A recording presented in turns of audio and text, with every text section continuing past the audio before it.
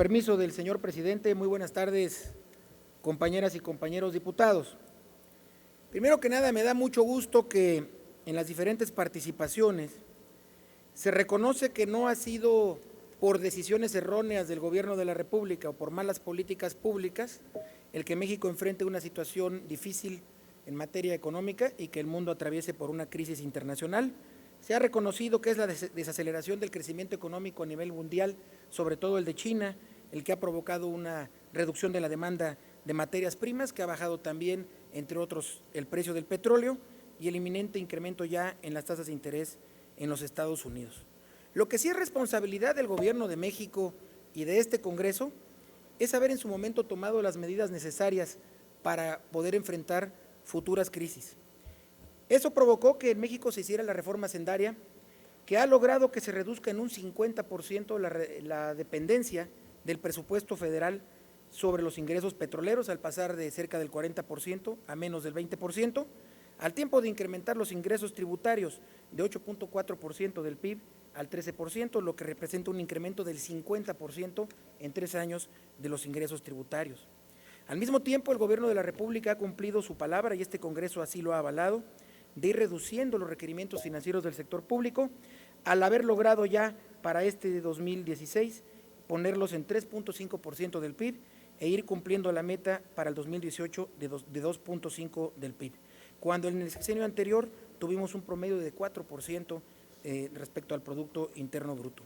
También en términos de deuda pública, si bien ha crecido la deuda pública con respecto al Producto Interno Bruto en México, hoy en México es del 46%, cuando en Alemania es del 71%, en Estados Unidos, un país referencia, rebasa 100 puntos del Producto Interno Bruto, y en Japón casi es de 300 puntos del Producto Interno Bruto.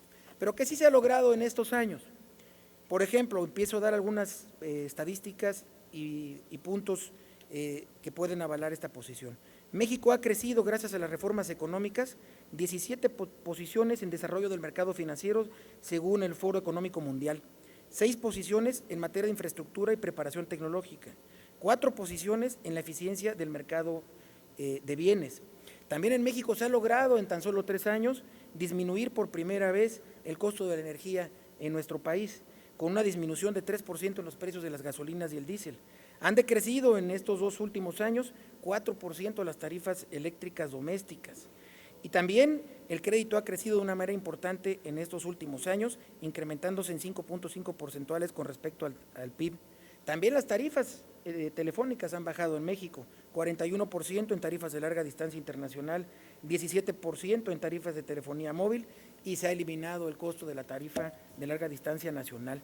Respecto a algunas otras cifras que pueden avalar que el gobierno ha actuado con responsabilidad, con seriedad, que ha enfrentado la crisis con suma conciencia de lo delicado de la situación macroeconómica de nuestro país, podemos ver también algunas cifras que pueden avalar el mejor desempeño de este gobierno respecto a otros periodos del mismo de gobiernos anteriores.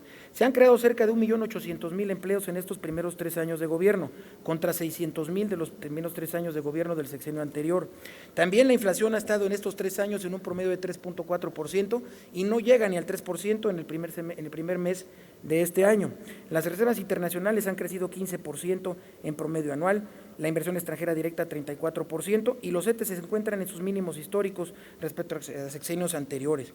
También la tasa de desempleo, que es lo que más nos debe interesar, que genera ingresos para los mexicanos, se encuentra en el menor nivel, 4% en diciembre, respecto al menor nivel que fue en 2007.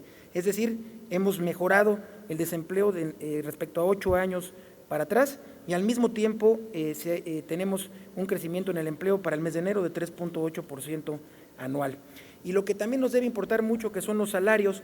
Por fin estamos logrando que en México la gente gane más y que los salarios crezcan más que la inflación. Hemos logrado para enero de este año un crecimiento del 1.5% real anual de los salarios, lo cual ha provocado que el consumo interno en México crezca de una manera importante, y se ha logrado un récord histórico del crecimiento de las ventas de la ANTAD para tiendas iguales del 5.8% real anual. Y también las ventas de automóviles reflejan el mayor crecimiento histórico desde que existe este indicador, con un crecimiento de 119,000 unidades para el primer mes de 2016.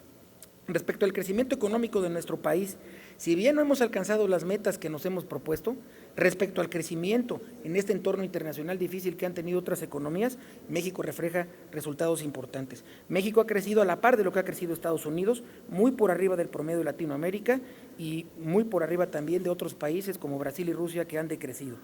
Pero si bien estas cifras son cifras duras y cifras claras, quisiera decir algunos planteamientos de algunos organismos que avalan esta situación. El Fondo Monetario Internacional hace algunas semanas señaló: la economía mexicana ha mostrado resistencia durante el año pasado en un entorno complejo. Esta resistencia refleja el compromiso de México con políticas macroeconómicas prudentes, esto al avalar para 3 países en el mundo la línea de crédito flexible del Fondo Monetario. Hoy, Víctor Herrera, director gerente para América Latina de Standard & Poor's, señaló en Bloomberg que los esfuerzos de México por reducir los subsidios a la energía y ampliar su base impositiva contribuyen a aislar su calificación crediticia de Petróleos Mexicanos, compañía que controla el Estado en momentos en que ésta enfrenta una caída en los precios. Y finalmente, en la madrugada del día de hoy, en Europa, México colocó 2.500 millones de euros de deuda pública, habido una demanda de casi 5.000, del doble de lo que México colocó, a tasas casi en el nivel mínimo histórico y a plazos de casi 15 años. Así que son los mismos mercados los que avalan no solo lo que dicen los analistas y lo que vengo a señalar aquí, así que ratificamos que si bien las cosas están difíciles, vamos por buen camino y la economía se encuentra guiada de una manera adecuada. Gracias. Gracias, diputado Estefan.